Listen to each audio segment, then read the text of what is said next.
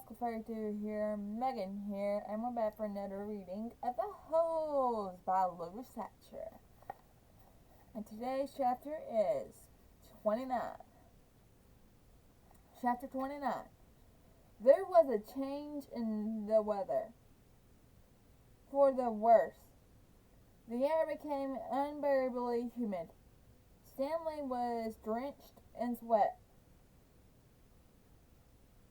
Beads of moisture ran down the handle of his shovel. It was almost as if the temperature had gotten so hot that the air itself was sweating. A loud boom of thunder enclosed across the empty lake. A storm was way off to the west, beyond the mountains. Stanley could count more than 30 seconds between the flash of lightning and the clap of thunder. That was how far away the storm was. Sound travels a great distance across a verdant wasteland. Usually Stanley couldn't see the mountains at this time of day. The only time they were visible was just at sunup, before the air became hazy.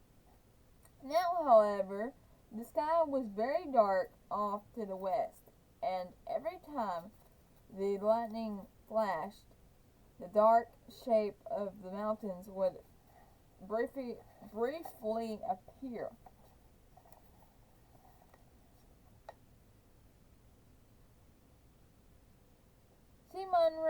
Seaman Rain, shouted Armpit. Blow this way. Maybe it'll rain so hard it will fill up the whole lake, said Squid. We can go swimming. 40 days and 40 nights, said X-Ray. Guess we better start building us an ark. Get 2 of each animal, right? Right, said Zigzag. 2 rattlesnakes, 2 Scorpios, and 2 yellow-spotted lizards. The humidity, or maybe the electricity in the air, had made Zigzag's head even more wild-looking. His fuzzy blonde hair stuck almost straight out. The horizon lit up with a huge web of lightning. In that split second, Stanley thought he saw an unusual rock formation on top of one of the mountain peaks. The peak looked to him exactly like a giant fist with the thumb sticking straight up. Then it was gone, and Stanley wasn't sure whether he'd seen it or not. I found refuge on God's thumb. That was what his great grandfather had supposedly said after Kate Barlow had robbed him and left him stranded in the desert. No one ever knew what he meant by that. He was delirious when he said it. But how could he live for 3 weeks without food or water? Stanley had asked his father. I don't know. I wasn't there, replied his father. I wasn't born yet. My father wasn't born yet. My grandmother, your great-grandmother, was a nurse in the hospital where they treated him. He'd always talked about how she dabbed his forehead with a cool, wet cloth. He said that's why he fell in love with her. He thought she was an angel, a real angel. A real angel? His father didn't know. What about after he got better? Did he ever say what he meant by God's thumb? Or how he survived? No. He just blamed his no-good pig-stealing father. The storm moved off further west along with any hope But the image of the fist and thumb remained in Stanley's head. Although instead of lightning flashing behind the thumb in Stanley's mind, the lightning was coming out of the thumb as if it were the thumb of God. Chapter 30. The next day was Zigzag's birthday, or so he said. Zigzag lay in his cot as everyone headed outside. I get to sleep in because it's my birthday. Then a little while later, he cut into the breakfast line just in front of Squid. Squid told him to go to the end of the line. Hey, it's my birthday, Zigzag said, staying where he was. It's not your birthday, said Magnet, who was standing behind Squid. It is too, said Zigzag. July 8th. Stanley was behind Magnet, and he didn't know what day of the week it was, let alone the date.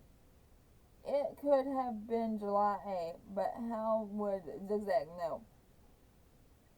He tried to figure out how long he'd been at Camp Green Lake, if indeed it was July 8th. I came here on May 24th, he said aloud. So that means I've been here 46 days, said Zero. Stanley still trying to remember how many days there were in May and June. He looked at Zero. He'd learned not to doubt him when it came to math. 46 days, it felt more like 1,000. He didn't dig a hole that first day. He hadn't dug one yet today. That meant he dug 44 holes if it really was July 8th. Can I have an extra carton of juice? Zigzag asked Mr. Sutter. It's my birthday. To everyone's surprise, Mr. Sutter gave it to him. Stanley dug his shovel into the dirt. Hole number 45. The 45th hole is the hardest, he said to himself. But that really wasn't true. He knew it. He was a lot stronger than when he first arrived. His body had adjusted somewhat to the heat and harsh conditions. Mr. Sutter was no longer depriving him of water. After having to get by on less water for a week or so, Stanley now felt like he had all the water he could want. Of course, it helped that Zero dug some of his hole for him each day, but that wasn't as great as everyone thought it was. He always felt awkward while Zero was digging his hole, unsure of what to do with himself. Usually he stood around a while before sitting off by himself on the hard ground with the sun beating down on him.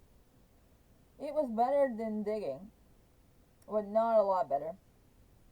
When the sun came up a couple of hours later, Stanley looked for the thumb of God.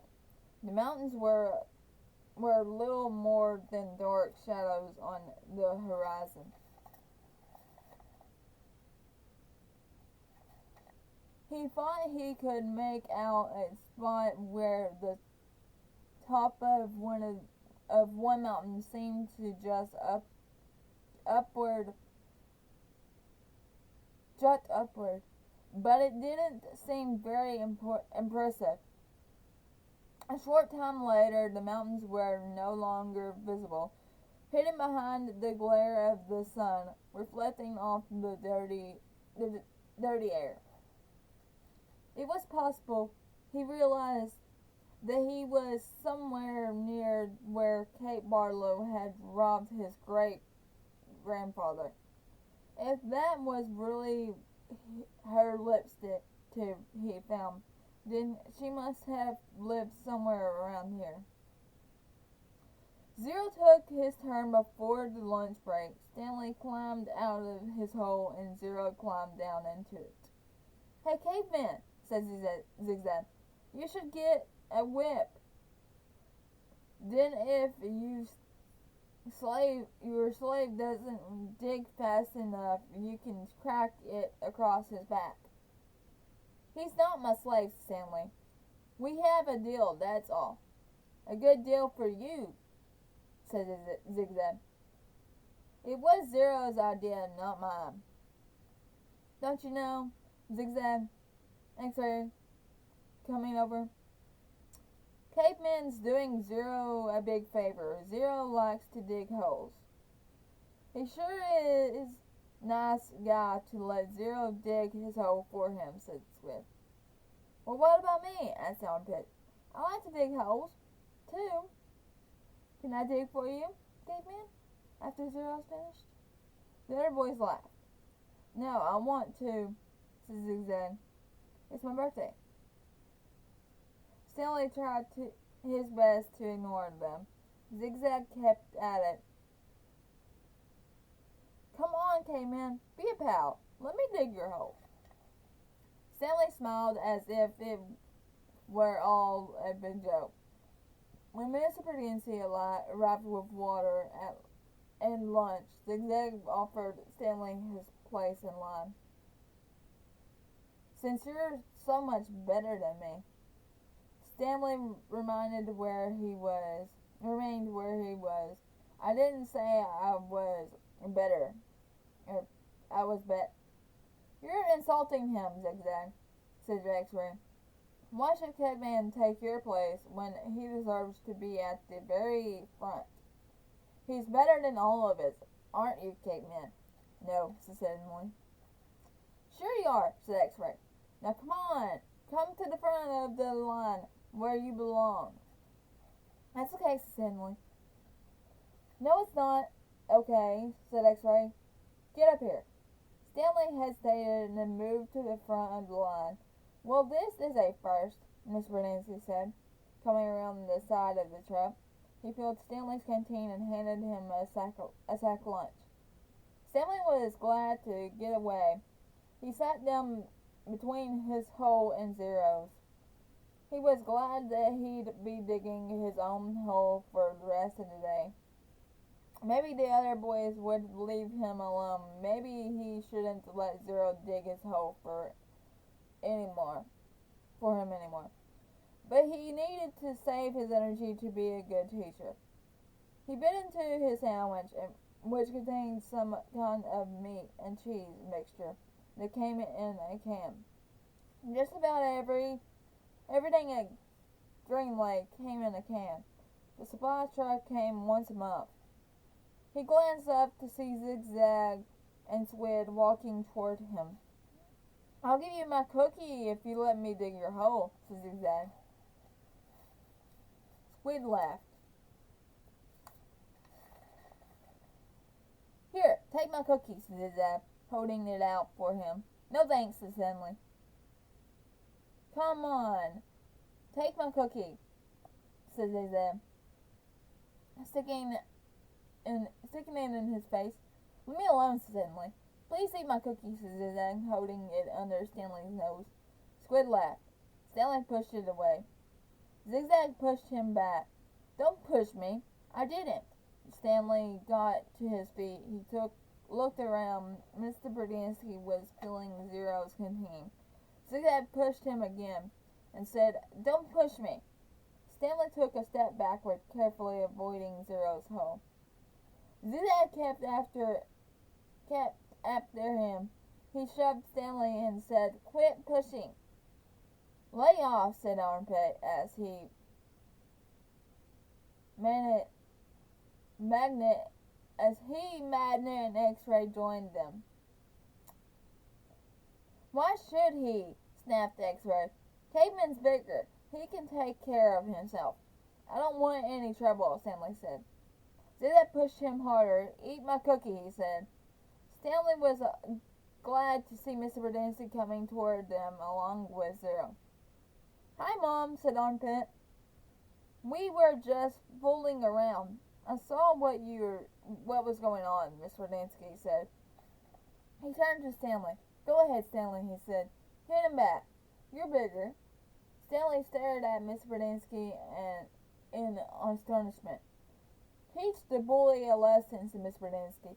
Zigzag hit Stanley on the shoulder with his open hand. "Teach me a lesson," he challenged. Stanley made a feeble attempt to push Zigzag. Then he felt a flurry of fists against his head and neck. Zigzag had hold of his collar with one hand and was hitting him with the other. The collar ripped and Stanley fell backward onto the dirt. "That's enough," Mr. Bransky yelled. It wasn't enough for Zigzag. He jumped on top of Stanley. "Stop!" shouted Miss Berdinsky. The side of Stanley's face was pressed flat against the dirt. He tried to protect himself, but Zigzag's fist slammed off his arms and pounded his face into the ground. All he could do was wait for it to be over.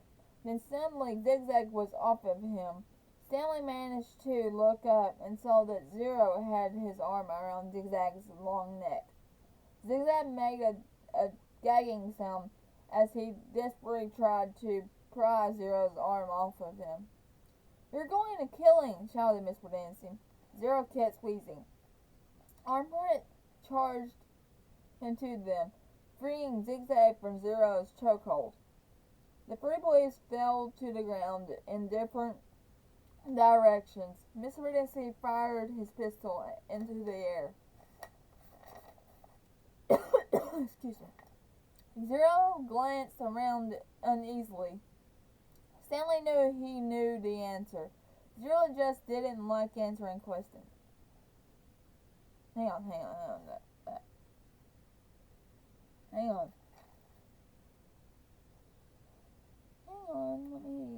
yeah, I missed that. Hang on just a second. The other counselors came running from the office. The tents or out on the lake. They had their guns drawn, but holstered them when they saw the trouble was over. The warden walked over from her cabin. There was a riot. Miss Berdinsky told her Zero almost strangled Ricky. The warden looked at Zigzag, who was still stretching and massaging his neck. Then she turned her attention to Stanley, who was obviously in the worst condition. "What happened to you?" "Nothing. It wasn't a riot. Zigzag was beating up the caveman," said Armpit. Then Zero started choking Zigzag, and I had to pull Zero off of Zigzag. It was all over before Mom fired his gun. "They just got a little hot, that's all," said X-Ray. "You know how it is. In the sun all day. People get hot, right? But everything's cool now." "I see," the warden said. She turned to Zigzag. "What's the matter? Didn't you get a puppy for your birthday?" "Zigzag's just a little hot," said X-Ray. "Out in the sun all day. You know how it is. The blood starts to boil." "Is that what happened, Zigzag?" asked the warden. "Yeah," said Zigzag. "Like X-Ray said, working so hard in the hot sun while caveman just sits around doing nothing. My blood boils." "Excuse me?" said the warden. "Caveman digs his hole just like everyone else. Zigzag shrugs sometimes." "Excuse me?" "Zero's been digging part of Caveman's hole every day," said Squid. The warden looked from Squid to Stanley to Zero. "I'm teaching him to read and write," said Stanley. "It's sort of a trade. The hole still gets dug, so what does it matter who digs it?" "Excuse me," said the warden. "It isn't more important for him to learn to read?" Stanley asked. "Isn't it more important for him to read?" asked Stanley. "Doesn't that build character more than digging holes?" "That is his character," said the warden. "What about your character?" Stanley raised and lowered one shoulder. The warden turned to Zero. "Well, Zero, what have you learned so far?" Zero said nothing. "Have you just been digging Caveman's hole for nothing?" the warden asked him. He likes to dig holes, said Mr. Bodansky. Tell me what you learned yesterday, said the warden. Surely you can remember that. Zero said nothing. Bodansky laughed. He picked up the shovel and said, You might as well try to teach this shovel to read. It's got more brains than Zero. The at sound, said Zero. The out sound, said at sound, repeated the warden. Well then tell me, what does C-A-T spell? Zero glanced around uneasily. Stanley knew he knew the answer. Zero just didn't like answering questions. Cat, Zero said. Mr. Bodansky clapped his hands. Bravo, bravo, the boy's a genius. F-A-T, asked the warden. Zero thought a moment. Stanley hadn't taught him the F sound yet. E-F-F. Zero whispered. E-F-F, at, fat. How about hat? Asked the warden. Stanley hadn't taught him the H sound either. Zero concentrated hard, then said, See, chat. All the counselors laughed. He's a genius, all right, said Mr. Bodansky. He's so stupid he doesn't even know he's stupid. Stanley didn't know why Mr. Bodansky seemed to have it in for Zero. If Mr. Bodansky only thought about it, he'd realize it was very logical for Zero to think that the letter H had made the ch sound. Okay, from now on, I don't want anyone digging anyone else's hole, said the warden.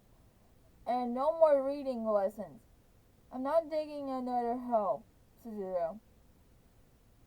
Good, said the warden. She turned to Stanley. You know why you're digging holes. Because it's good for you. It teaches you a lesson. If Zero digs your hole for you, then you're not learning your lesson, are you? I guess not, Stanley mumbled.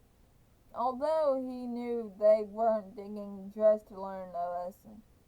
She was looking for something that belonged to Kiss and Kate Barlow. Why can't I dig my own hole, but still teach Zero to read, he asked. What's wrong with that? I tell you what's wrong with that, said the warden. It leads to trouble. Zero almost killed Zigzag. It causes him stress, said Miss Bodansky. I know you mean well, Stanley, but face it, Zero's too stupid to learn to read. That's what makes his blood boil. Not the hot sun. I'm not digging another hole, said Zero. Mr. Bodansky handed him this shovel. Here, take it, Zero. It's all you'll ever be good for. Zero took the shovel. Then he swung it like a baseball bat. The metal blade smashed across Mr. Bodansky's face. His knees crumbled beneath him. He was unconscious before he hit the ground. The counselors all drew their guns. Zero held the shovel out in front of him, as if he were going to try to bat away the bullets. I hate digging holes, he said. Then he slowly backed away. Don't shoot him, said the warden. He can't go anywhere. The last thing we need is investigation. Zero kept backing up, out past the cluster of holes. The boys had been digging then further and further out into the lake. He's going to have to come back for water, said Warden. Stanley noticed Zero's canteen lying on the ground near his hole. A couple of counselors helped Mr. Bodansky to his feet and into the truck. Stanley looked out toward Zero, but he had disappeared into the haze. The warden ordered the counselors to take turns guarding the shower room and rec room all day and all night. They were not to let Zero drink any water. When he returned, he was to be brought directly to her. She examined her fingernails and said, "It's almost time for me to paint my nails again." Before she left, she told the 6 remaining members of the Group D that she still expected 7 holes. Chapter 31.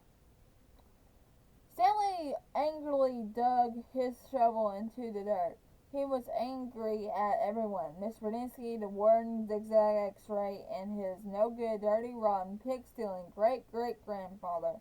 But mostly he was angry at himself. He knew he never should have let Zero dig part of his hole for him.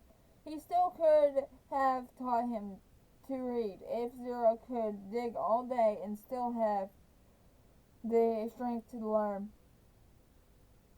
Then he should have been able to dig all day and still have the strength to teach. What he should do, he thought, was go out after Zero. But he didn't. None of the others helped him dig Zero's hole, and he didn't expect them to. Zero had been helping him dig his hole. Now he had to dig Zero's. He remained out on the lake digging during the hottest part of the day, long after everyone else had gone in. He kept an eye out for Zero, but Zero didn't come back.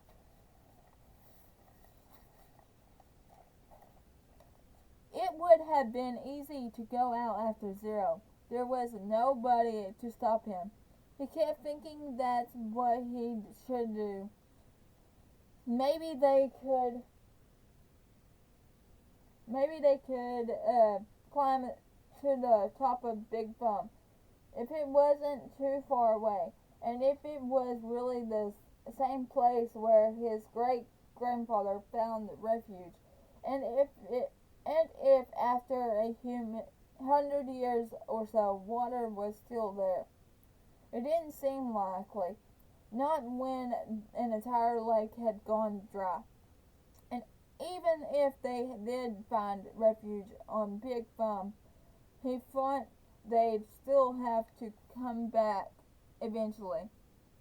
Then they'd both have to face the warden and her rattlesnake fingers.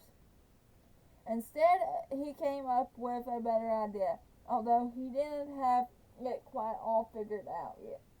He thought that maybe he could make a deal with the warden. He told her where he really found to go to if she wouldn't scratch Zero. If she wouldn't scratch Zero. He wasn't sure how he'd make the deal without getting himself in deeper trouble. He might just say, "Tell me where." She might just say, "Tell me where you found it, or I'll scratch you too." Plus, it would mean X-Ray would get in trouble too. She'd probably scratch him up as well. X-Ray would be out to get him for the next 16 months. He dug his shovel into the dirt. By the next morning, Zero still hasn't returned. Stanley saw one of the counselors sitting guard by the water spigot outside the shower wall. Mr. Berdinsky had 2 black eyes and a bandage over his nose. "I always knew he was stupid," Stanley heard him say. Stanley was required to dig only 1 hole the next day. As he dug, he kept a constant watch out for Zero, but never saw him. Once again, he considered going out on the lake to look for him, but he began to realize that it was already too late. The only hope was that Zero had found God's thumb on his own. It wasn't impossible. His great-grandfather had found it. For some reason, his great-grandfather had felt the urge to climb to the top of that mountain. Maybe Zero would feel the same urge. If it was the same mountain, if water was still there, he tried to convince himself it wasn't impossible. There had been a storm just a few days ago. Maybe Big Thumb was actually some kind of natural water tower that caught and stored the rain. It wasn't impossible. He returned to his tent and to find the warden, Mr. Beninsky, and all waiting for him. "Have you seen Zero?" the warden asked him. "No." "No sign of him at all?" "No." "Do you have any idea where he went?" "No." "Do you know you're not doing him any favors if you're lying?" said Mr. Sir. "He can't survive out there for more than a day or two." "I don't know where he is." All three stared at Stanley as if they were trying to figure out if he was telling the truth.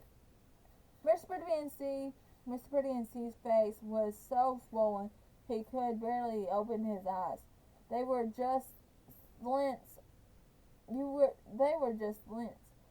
"You sure he has no family?" the warden asked Mr. Pretty. He's a ward of the state," Miss Beninsky told her.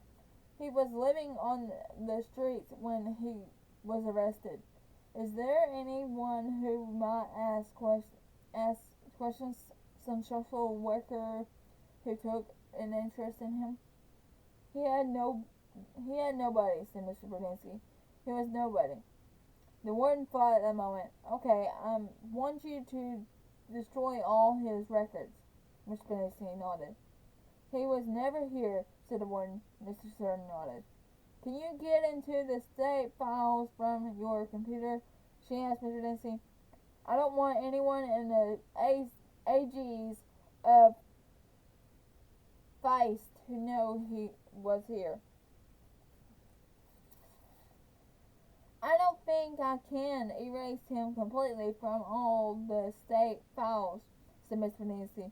"Too many cross references, but I can make it so it would be very difficult for anyone to ever find a record of him. Like I said, though no one will ever look. No one cares about Hector Zeroni." "Good," said the warden.